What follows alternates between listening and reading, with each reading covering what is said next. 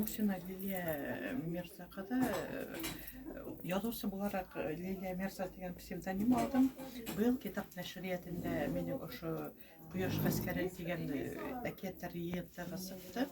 Мондагы әкиятләр башкорт һәм рус телләрендә.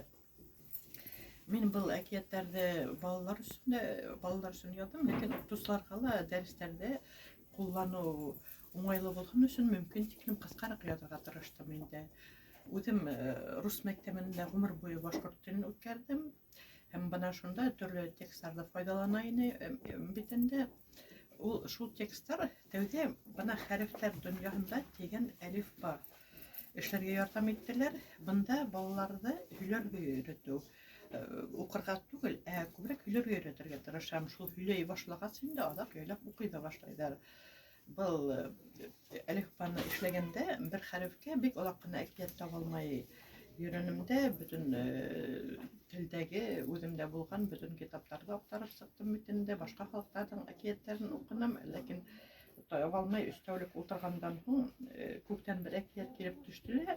Бына шул әкиятләр яйлап языла ошо йыентыкка тупландылар да инде. Быел бына китап нәшриятендә улар басылып сыктылар. Шулай ук ошо китап магазинында минең мөгаллимә дигән әлифбамда ватыла. Буны без автордаш белән яздык инде. Автордаштың исеме Дилә Бурангулова. Ул гарәпчә һәйбәт укый һәм һәйбәт яза белә. Мин әле гарәпчә яза беләм, ләкин белем самалы. Шуңа мин уга әйтәм, башкорт теле аша гарәпчә язарга һәм укырга өйрәткән әлифба тәкъдим иттем дә, был китабын инде мин быел үз нәшер ысулы белән бастырдым.